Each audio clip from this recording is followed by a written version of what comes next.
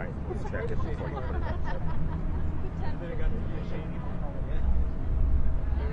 Very good, Eric. Yeah.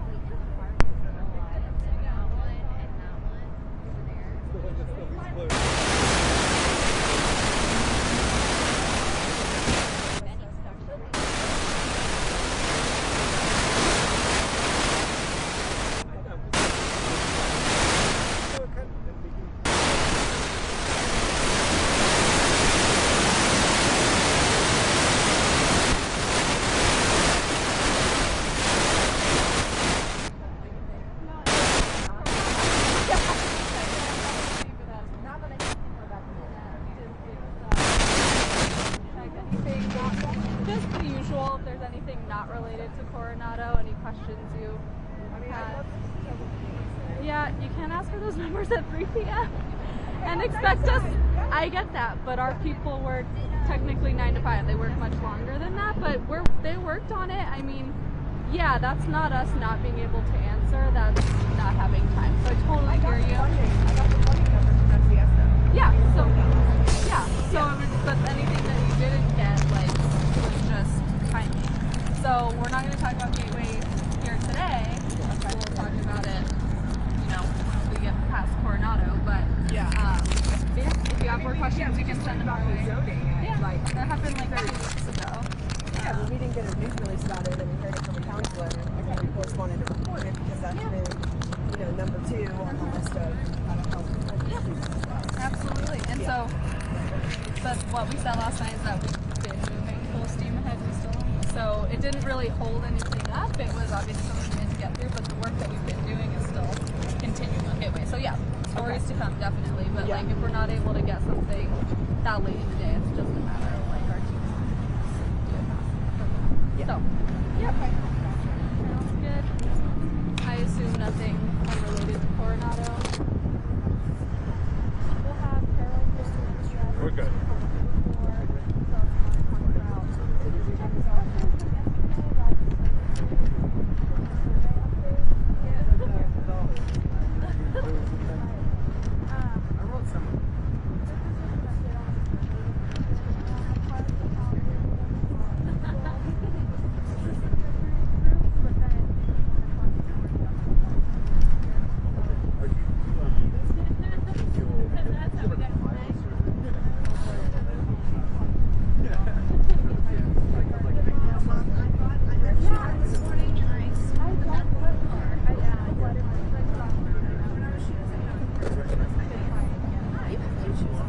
Run out there with your phone. Run out there with your phone. Run out there with your phone. Now when they're like, where did it go?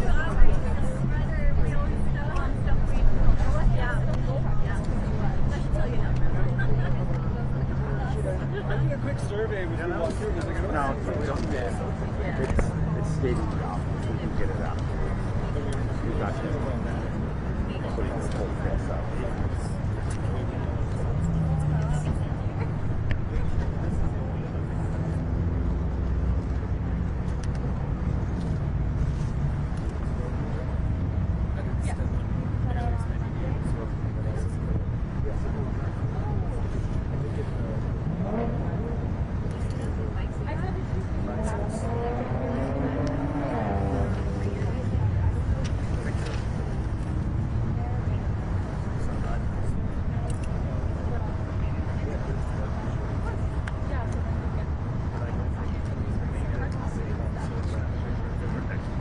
Hi, Julie. I'm Katie. Oh, it's so nice to meet you.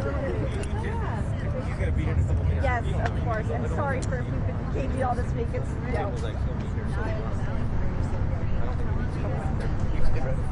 I just saw so before because we were at Manor out of Station 20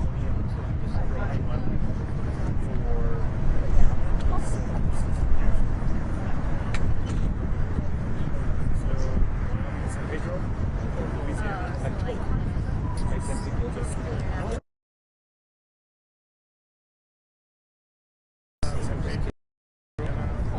I'm like, LOL, thanks.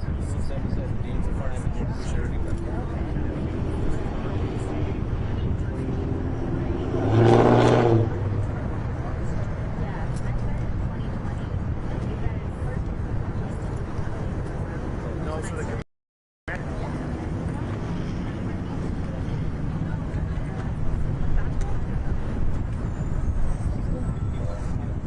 You might just want to tell them that. We're going to moderate. I think I should moderate.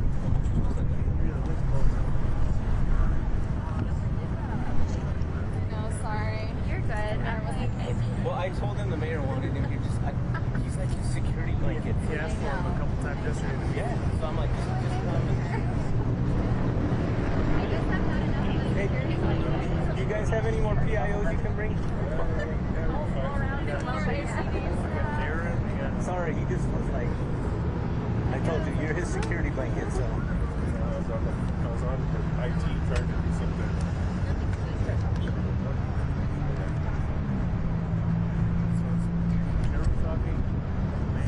So the mayor's just gonna kind of do a little intro, but he's actually now, it looks like he's gonna do a longer statement. Got talked into that, so he's gonna do that, turn it over to Carol, and you, and he really wants to focus on crime, mayor, that we just, yeah. Self-proclaimed. I normally don't read.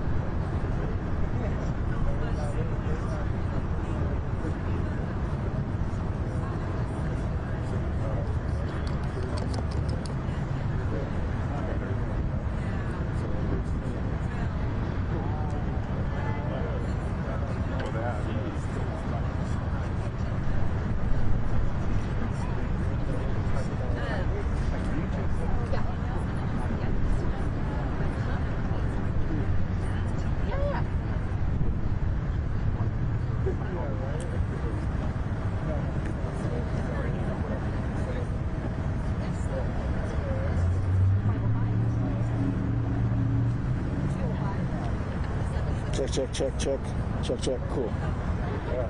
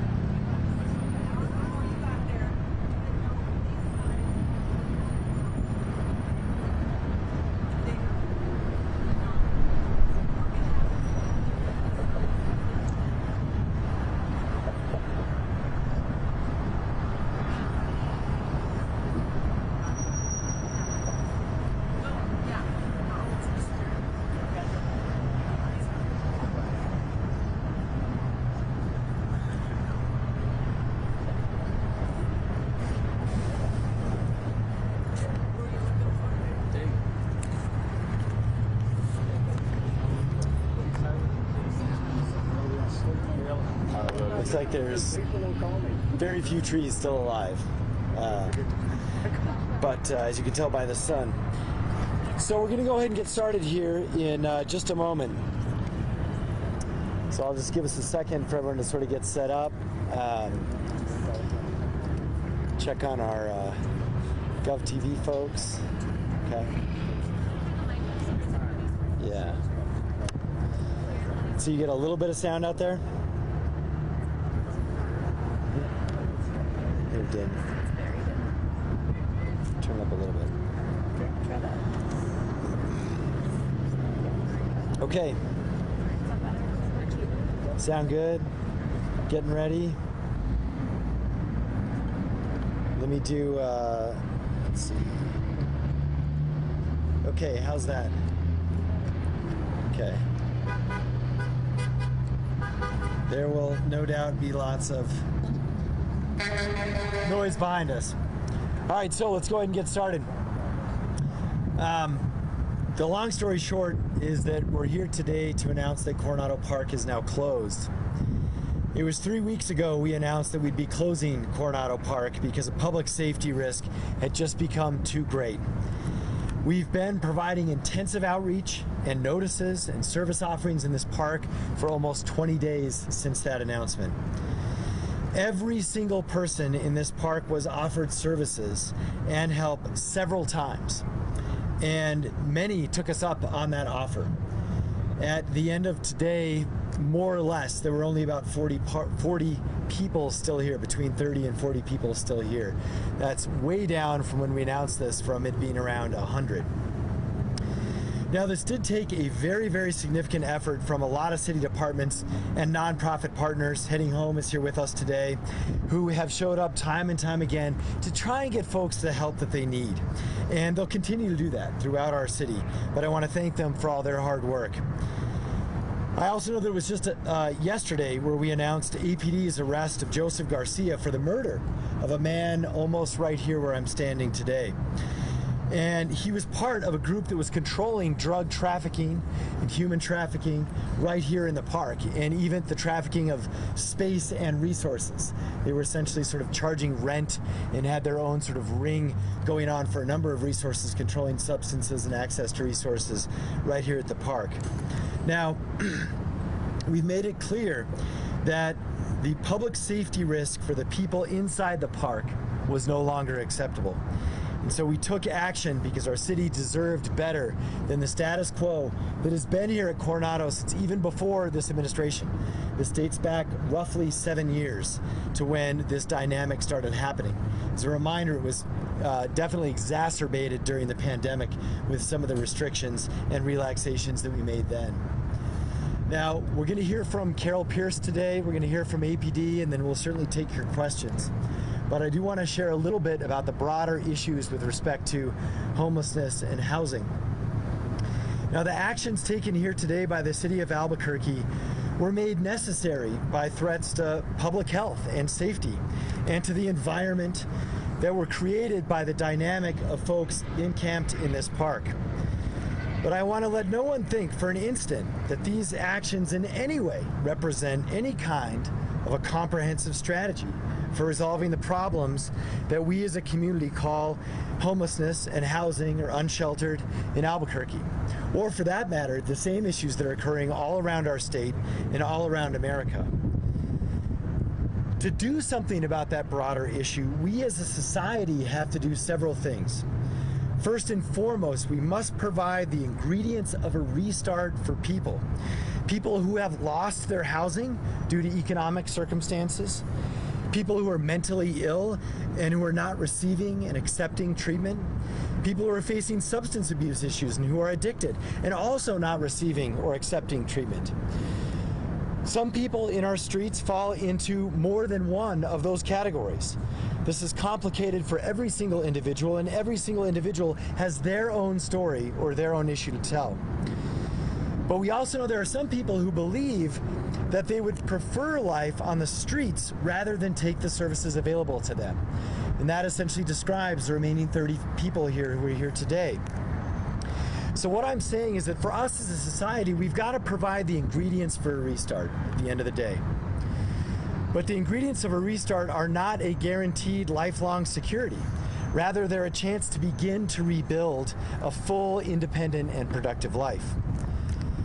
And for us to have enough restart housing, enough restart treatment for mental illness, for addiction, it's going to take so much more than the city of Albuquerque, or than one or two nonprofits, or than one church providing services. It means that every level of government, city, state, and federal, all in conjunction with private resources available, they have to bring everything to bear, a full effort to coordinated problem solving on this issue. And every community in America has to do this, including right here in Albuquerque. We have to actually come up with solutions, not just talk about the fact that we need a plan. What's in the plan? That burden is on all of us. I know that burden is on me as your mayor. I know that. But it's also on everyone else in this community, especially our county and state and federal partners, and any organization that works with the homeless. So as we do this, as a city and as a society, we have to also insist that our public spaces can be used for the common purpose with which they were built. It also means that they cannot be misused, because some people will not take advantage of the services that are being provided to them, or that are the services that actually could provide them help. We all have to take advantage of a restart, and we've all got to be part of the solution to providing that restart. And that means the homeless themselves. That means every provider involved. That means everyone complaining about this on social media. We've all got a role to play, and it is not to just complain about the problem. So before we take questions, we do want to hear from Carol Pierce and her outreach teams about what they've been up to, and a brief update from APD. So I'm going to hand it over to Carol. Carol? Thank you, Mayor. I just really want our community to know that we've done this together, and it's very emotional. Nobody could have done this alone. It took the city, it took our partners, it took heading home and multiple phone calls to respond, which they did, to really get people connected to resources. And we are so proud as a community that as of today, 50 people are now connected to that next step. And why? Because people reached out, because people talked to them. People came out to the park and said, what do you need? And sometimes we had to do that multiple times. It sometimes takes multiple touches of getting a relationship going, and no, we are here to help. What do you need? And I can't overemphasize what the mayor is saying. Do we need more? You bet we do. But we know Albuquerque can do this together. We're proud that those 50 people are in that next step. Today alone, 15 people with Heading Home's vans, getting over to the Albuquerque Opportunity Center, got to be to that next step. 5 people with vouchers because they were on the next step. We saw a gentleman today that 2 weeks ago, he'd been shot in the foot. Our providers out here said, sir, that does not look good. We have got to get you help. We saw him today. He'd had surgery, looking much, much better, and now he's one of the people in our intensive outreach to get on the path on those next steps. One of our gentlemen also getting to go to Albuquerque Opportunity Center, and we told him, we said, this is the balm. You want to go there and get the help. During waiting for the van to come to get him, he got the phone call that the job that he'd been waiting for as a carpenter came through, and he found out how much he was going to be making per hour, and we all celebrated with him. And he can tell his story about his loved one fell to the harm of addiction. You know, we'll be having a fentanyl summit here pretty soon as a community where we need to talk about the really hard issues. He was on the next step, the better path, and I'm proud to say that together with our partners, we're going to make sure he's set up with the tools he needs to start his new carpentry job. So there's story after story of success. There's also story of heartache and being out here and this change of a park, but together as a community we're doing it, and couldn't speak more proudly of our partners and the community that have rallied together to really do the intensive outreach that's been possible. Thank you. Thanks, Carol. Thank you, Carol. And also just want to mention that this concept of safety, we want everyone in the city to be safe. That includes folks who are unfortunately unsheltered, but it also includes the service providers and who are trying to help them. And part of the problem with Coronado Park is it became so unsafe that all of the folks Carol just described were not safe to come in here and actually offer those services. And so that is a good example. People will say, well, why didn't those 15 people, get those services before? The reason why is because lives were threatened when our service providers went in here to offer those services. So that's another example where the scale of this had just gotten out of hand and was unacceptable. And to reflect on that, a little bit about what APD has had to deal with in this area, our lieutenant and acting commander of this area, Commander Wheeler. Hello, everyone. So, first off, I'd like to thank everyone that's been involved in this process, especially FCS, ACS, HopeWorks, the AOC, for doing the intensive outreach. I've come out here every day to speak to some of the unhoused folks and have learned that they knew about services, but they were afraid to get services. When I asked about what they were afraid of, they explained to me that they were afraid of the self-proclaimed mayor, who was thankfully arrested 2 days ago by our investigative services division for murder. A murder that occurred here of a man named Andrew Aguilar over a dispute where Andrew did not want to pay rent to live in this park. So with that arrest, it made people feel more comfortable, felt more safe.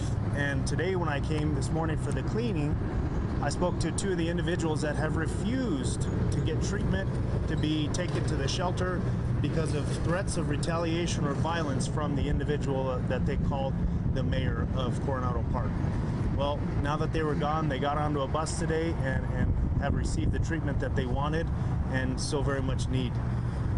The safety of our citizens and everyone that stays or comes through Albuquerque is our top priority with the police department.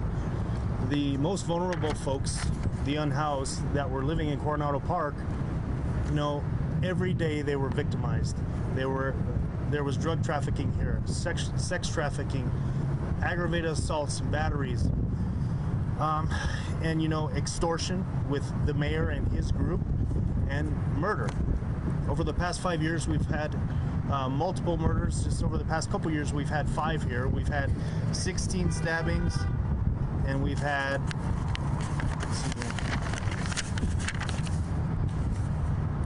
1,802 calls for service for the police department just at the park and the surrounding area. And that's 2nd Street here to 6th Street and from Aspen to Cutler. The majority of those contacts that we've had related to calls for service stemmed from something that occurred here at the park. Over the past few months, since January 1st, our aggravated assaults and batteries have increased in the park by 30% from this time last year. My guys continue to come out here and speak with everybody, trying to get the information on those offenders and those preying on our people in the park. But again, everyone was afraid. This morning, my bike guys came through here and were able to get some information on offenders that have been committing crimes. And because they were so worried about being retaliated against or harmed, they wouldn't provide any information until today. So they're going to be working on doing some warrants for individuals that were causing some issues in the park, to include aggravated assaults and aggravated batteries. Some of those instances were supposedly recorded, so we're going to be working on that with our impact detectives. Again, this has been a department-wide effort and a city-wide effort. Over the past couple months, our narcotics division has been targeting those that are supplying the most vulnerable in our community with narcotics, knowing that they have a problem and they guarantee they're going to sell some narcotics to these folks or trade stolen property, sex acts, money, other types of drugs for these narcotics that they're ingesting. So the narcotics unit have set up multiple operations in the area, and again, some of these numbers I've already provided, but they did secure and seized with our federal partners over 4,500 fentanyl pills, 5,000 pounds of meth, 24 grams of heroin, 29 grams of cocaine. They've made multiple felony arrests, new charges and warrants for people that have absconded from probation and parole. And I mean, just knowing that the safety of everybody is in mind, I'm proud to say that I'm glad the park is closing, because now we can move on and help the individuals that want the help. Now they're less likely to be preyed upon, because they're not in one centralized area where someone can come in and claim it's their stake and claim it's their town and make rules for these people. Now the ACS and FCS individual workers that go out can feel safe, because they're not going to be surrounded by people that are intense, that don't want help or are afraid or want to harm one of them. So it should make everyone feel a lot safer. The officers in the Valley Area Command are going to increase patrols in the area. Like I said, 2nd through 6th, Aspen to the freeway, underpasses. State police will be helping us. If a business or residence has an issue with trespassing, someone that's on their property and they're not allowed to be, or they want them removed, call 242-COPS, or you can use our APD app. If it's a life or death emergency, call 911. You can also use the 311 app to reach out to APD or ACS if it's unhoused individuals that need some resources. Again, my folks are going to be going out to these calls for service and taking enforcement action. Whether that's a warning, a citation, or an arrest, we're going to be identifying these individuals that are committing crimes and documenting it in our CAD system so we can keep track. If this person continues to come back where they're not wanted and they've been given a lawful order to remove themselves, then we'll move on to a citation, and then we'll move on to an arrest. You know, it's not illegal to be homeless, but it is illegal to break the law, and my guys are going to hold everybody accountable. So again, safety is our priority for the department and the city. And if you have any questions after the end, you can get with me. Thank you. Okay, a couple of things before we go to questions. Number one, Ron will remind folks that there are still beds available. So literally, if there's someone else who's looking for shelter, we have beds available at a couple of different facilities. Also want to let folks know that we try to do everything we can with respect to areas, safe, secure storage places for individuals' property. And so the city had several options, and a lot of people took us up on it, on where to safely store some of their property. So we certainly were sensitive to that too. Now, in terms of what's next, in the very short term, no matter what happens, there are lots of repairs that need to be done here. You are going to see, unfortunately, these beautiful old trees. Many of them do have to be cut down because, as you can see, they're completely dead. And we'll save what we can, but you're going to see city crews out here. We also know that, you know, some people might try and come back, this and that, but we're going to regularly patrol this, and it is officially closed, which means that people are not going to be allowed to stay for very long, and that's not going to change. I mean, when it's closed until we open it. So the last thing is the long-term plan. Basically, we've identified 3 long-term options. One is obviously to make this a park again, but we are proceeding with a brand new, bigger park a couple of blocks that way at the Walker property. So we believe that this community is going to get a beautiful, awesome new park that we will keep safe. And so that's why we're going to emphasize that's where a park should be, in the heart of a neighborhood, not next to a highway. So for this area, we're more looking at public safety uses. The fire station has long been needed expansion and training area, as well as housing. So on the front burner, which we do have funding for, is to frankly build some supportive housing here. And so we'll look at all the options. Nothing is finalized, but we certainly have some front runners around public safety and housing. And again, it's in conjunction with I think it's over a $10 million investment, or right around there, in the Walker property. I'd have to get the exact example, which is going to be right next to the community center. So that is a better place for a park anyway. And so And that is going to happen. That's not in planning. That is going to happen by the end of the year. At a minimum, we're going to start working on that. And so we feel very good about the green space options in this community. All right, so with that, I think we'll take some questions from folks, and we'll just see. I can start out directing, and we'll see how long it goes. Sure. How does the city intend on keeping people out, even though there is fencing? People can still jump over. How does the city intend on keeping this park closed and keeping people out? Yeah, great question. So, and I think what we'll do, why don't we have Dan, I think Dan is right here. Why don't you coordinate, because a lot of these I'm not the best person to answer for. So with that one, Dave Simon, all right, come on up, and then Dan, you can kind of moderate from there. Hello everyone, Dave Simon, your Parks and Recreation Director. So the first thing is the fence behind us is going to be strengthened tomorrow, and it'll be a firm, secure fence on this east side of the park. Obviously, with the support of the city's departments, principally APD and our Metro Security Division, we're going to have intensive patrols and monitoring and law enforcement in this park. And now that it's cleared and empty, it will be much, much easier to maintain the park free of encampments as it remains closed. Matt, I think. When will the city have a long? When do they plan to have a long-term plan for parks? When it will start? Is there a date, or expect to have an idea of what these will look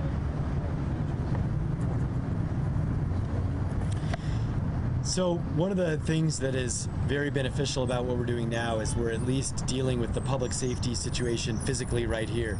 That gives us time to plan what's next. And I mention that because a lot of it is going to have to do with funding. And so the timing is going to be based on a fundraising effort essentially by us to figure out what we can finance in this area. And that will probably extend, it's going to start tomorrow, but it's going to extend perhaps all the way through the legislative session, because we might have funding asks at the state legislature. So I would say, what is that, roughly 6 months. Hopefully we should have an answer after the session. Gabrielle.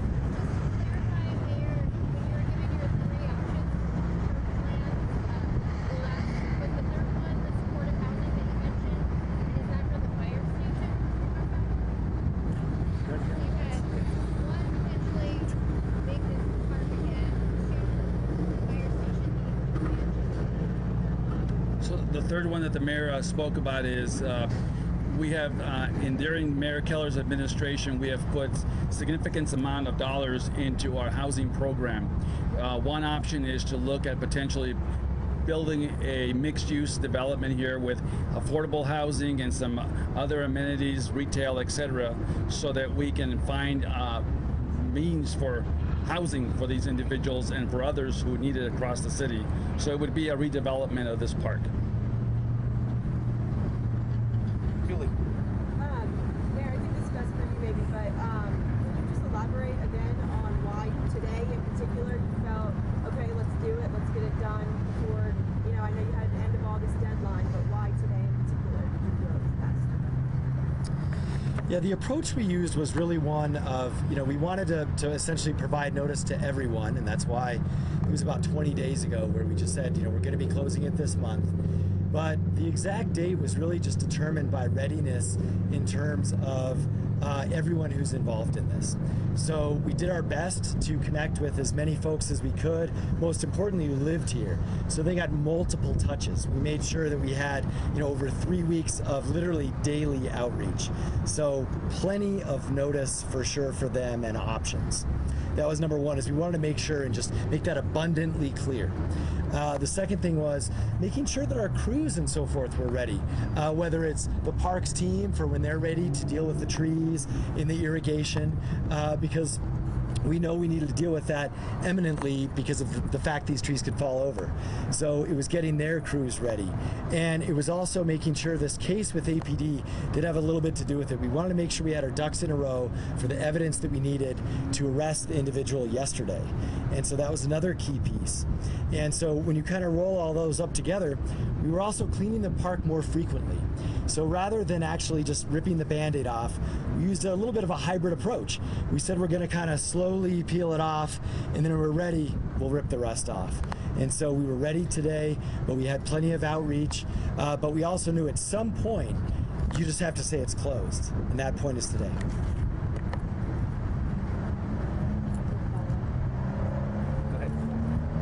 So for the other folks who chose not to get services, said we don't want them right now, is there expectation that they'll dissipate into the neighborhoods around here, or what's the plan to keep letting them know what's available?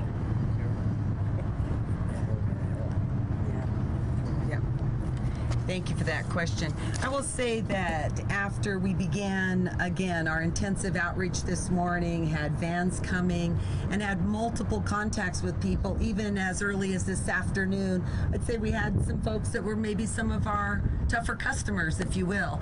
And even as later, as early as early this afternoon, we were getting some of those folks into housing vouchers. Again, on a normal schedule, it can take 12 to 13 to 14 interactions with people to develop that trust and rapport to say, we're not going away, we're here with our partners.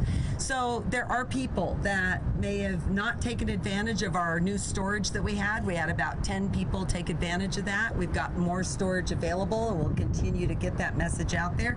But there will continue to be intensive outreach with our partners at Albuquerque Community Safety and our other outreach partners. So we will continue to reach out. We know a lot of the folks and try to get them connected. Matt? In the survey that was given, were the tenants or the people that specifically asked if they would go to the West Side Shelter? Yes. And if so, how many said yes and how many declined to? Want to yell at him? Yeah. Get it. I love the question. We think it's 30, but I do want to say a couple things. Yes, we absolutely ask that. And sometimes we'd hear, I've been there, don't want to go. We also are hearing, yeah, I want to get there. So we're thinking about 30 said that. I do want to say there are beds there now. And our Albuquerque Opportunity Center also opened up some more beds, of which we got those people into those beds. So 30 said yes or no?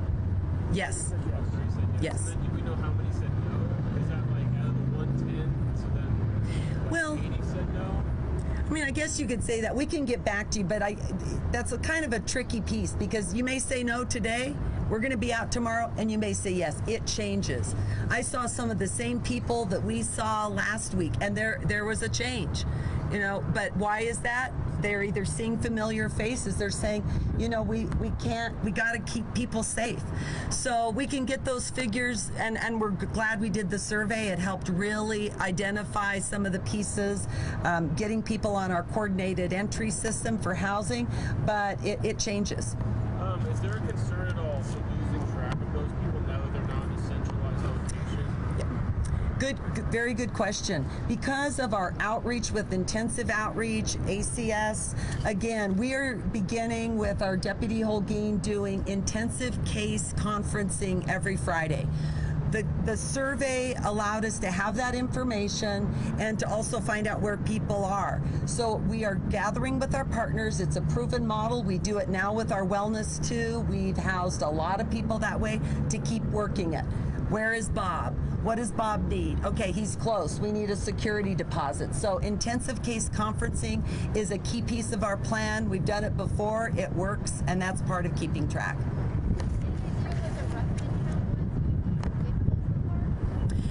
You know, our rough part, I think we might have thought 40-ish people.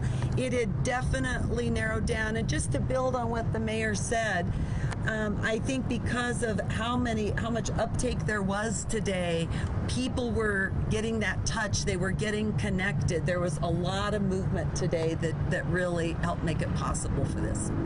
Sasha, I think you had one. Out of the options, which would you rather have this park turn into? Well, you know, for me, honoring this space, it makes sense for housing and public safety or some combination of that. But it's also going to depend on funding. And in other words, like, I'm not the full decider. So I like a combination of those two. But if all our funding is for one or the other, we'll go that direction. Well, just given the successful arrest of the mayor who said was not simply issues, he got arrested. Is he closing it given that it didn't so much safer? Or was it because of the arrest? Or was it because of the closure that the arrest occurred? Could you kind of talk about that timeline? Yeah, I'll kind of reiterate a little bit. The timing, you know, we always ask for time to conduct an investigation. We do that, you know, you hear us say that and it sounds like sort of a stock phrase or something like that. It's not. Like, literally it takes time for us to get the evidence we need, interview the people we need. So we were very sensitive to making sure that we could bring justice first. And so that was certainly a piece of it. Now, what we did learn as part of that is that a lot of this is widespread anyway. It just happened one individual used a gun and killed someone. But those activities were going on that involved dozens of people at this park.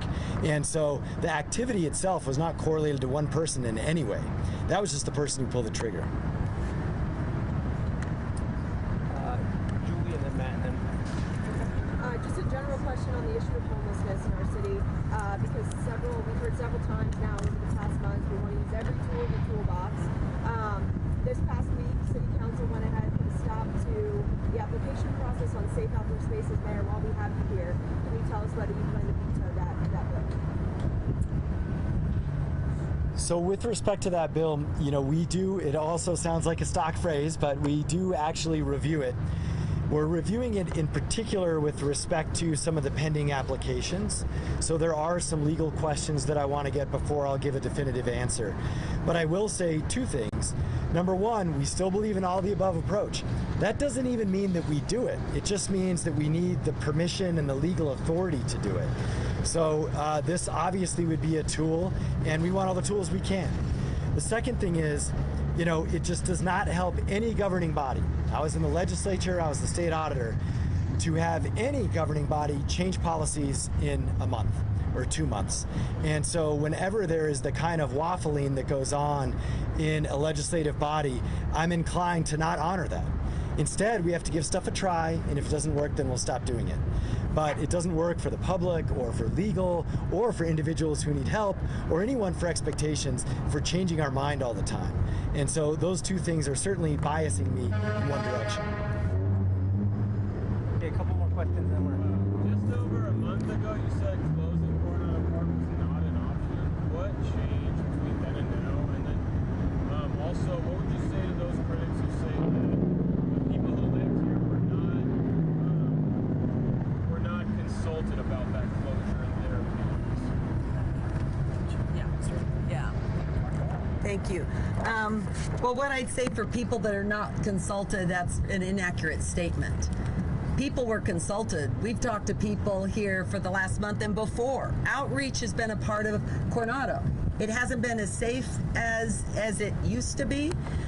So people were aware. I can tell you, and just to build on that safe outdoor space, I can tell you the first person I talked to this morning, a gentleman I ran into in over the street, talked to me. He says, here's what we have to do. And what he described was a safe outdoor space. I didn't ask him, but people are giving solutions. They've known that we need to close. We need to keep you safe. So I would say people were consulted. That's why we did the survey to say, what do you need? So I think that's a totally inaccurate statement.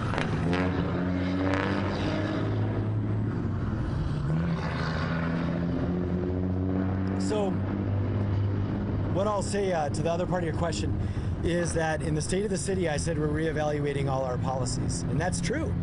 And people should take that seriously. There's a reason why that's in the state of the city.